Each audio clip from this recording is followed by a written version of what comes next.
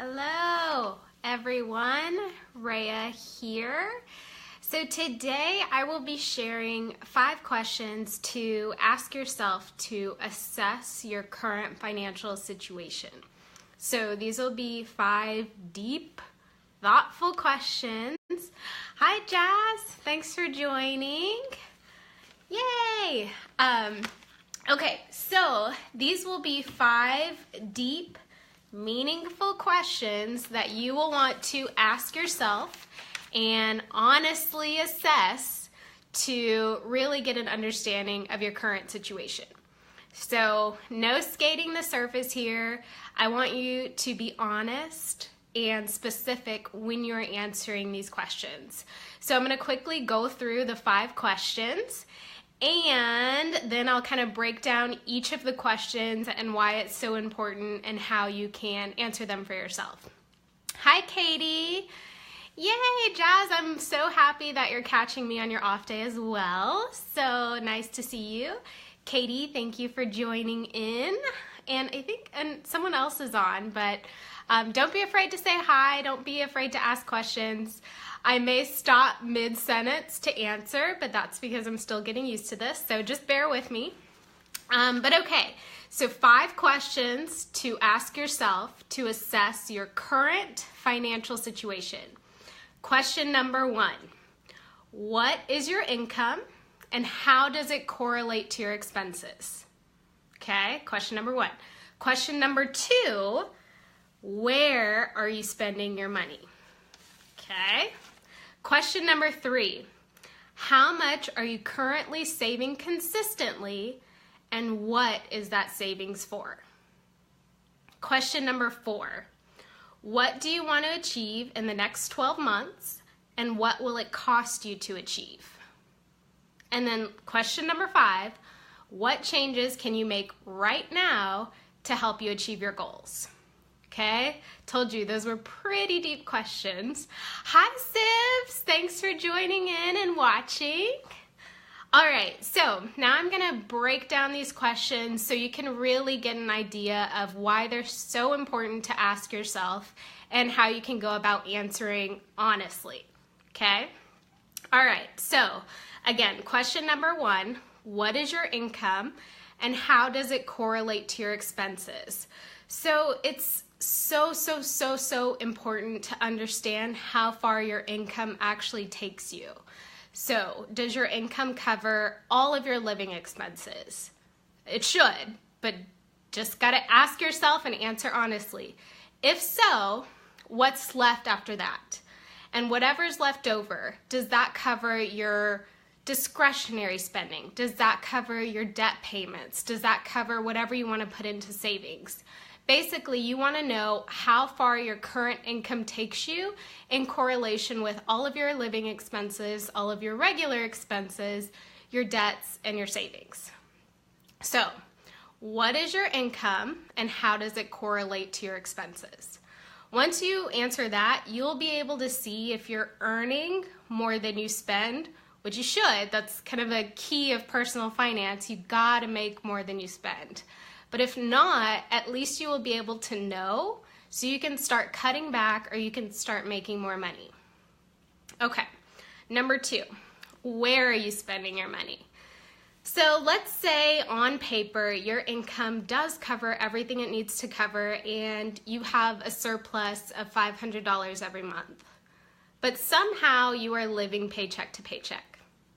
That means there is a gap between your income and what you're actually spending. So you need to get to the root of where your money is actually going. And this can be a little time consuming, at least in the beginning, can be very eye-opening, and it can help you moving forward. So you want to be able to see exactly where your money is going.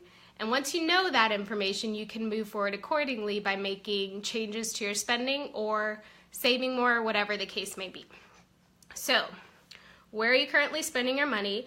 The best way to answer that, I would say, is to go through your bank account activity. I would suggest 2 months. If you're an overspender, I know that sounds like a lot, but it will be very insightful. Also, your credit card activity. So if you spend money on your credit card, you want to look there as well. So go back the past 2 months, see where your money is going. I suggest breaking down your spending into categories. So groceries or food, dining out, entertainment, regular bills, debt payments, gas. Like, get as specific as you possibly can, and then you can use that information to create an effective budget for yourself moving forward. Okie dokie, moving right along. You guys hopefully are asking questions if you have them, and I hope my notifications are popping up appropriately. Okay, question number 3. How much are you currently saving, and what is that saving for? So saving money just to save money is nice, but when you don't really have a purpose for your savings, it's easier for you to tap into it. Right? If you have $500 just sitting around in a savings account with no purpose, sure, you might want to spend that on a new pair of shoes. But if you're taking a trip to Turks and Caicos, like I am come September, and you're saving for that trip, you're less likely to touch it because you know you would rather have fun on your vacation, right? So any savings account you have, you definitely want to have a purpose for it. Now, are you consistently touching your savings? So if you don't have a purpose for your savings, but you keep touching it, maybe, I know, Jazz, so exciting.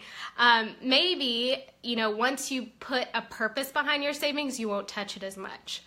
But if you do have a purpose for your savings and you're still touching it, maybe you're saving too much. I know you're probably like, saving too much money, is that even possible? But yes. And this goes back to question number 1, which is, what is your income and how does it correlate to your spending?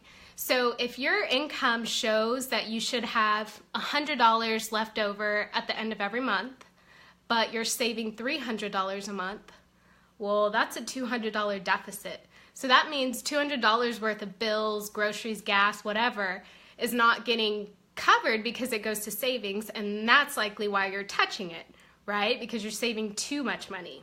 So you want to make sure that your savings is a safe number, a number that you can put away and not touch it until you reach your goal.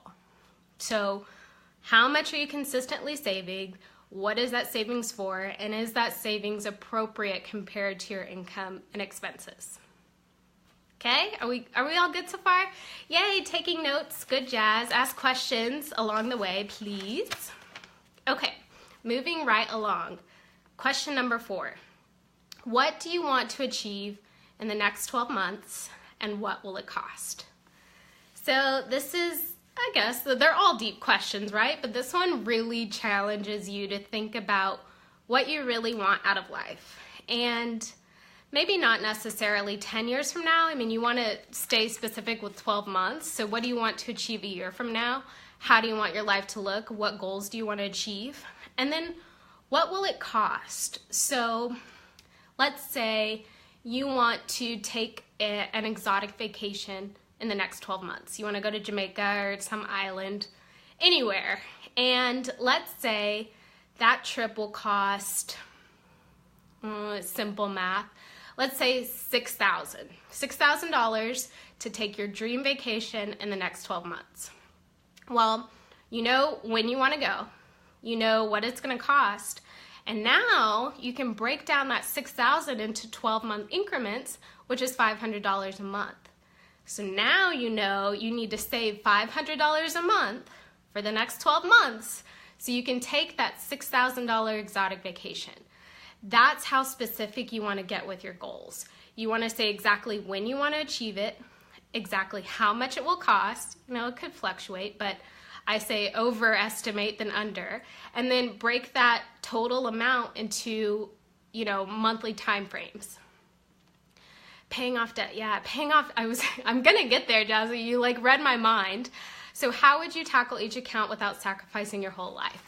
It's all about moderation, right? So if you know what your income can do, you know how your income can cover all of your living expenses, your minimum debt payments, and your savings, and whatever's left over, I would say if you have $200 left over, take half of that and live life, enjoy yourself. But take that other half and put it towards your debt payment. So moderation is always good, but you got to live life. Like, life is too short. And if you hold yourself back too much, you're going to end up splurging and doing away with all the progress you've already had. So moderation, but you have to track your spending. So, you can't say, well, I know I want to enjoy life and have fun, but I don't really know what it's costing me. You need to know. Hopefully that helps, Jazz.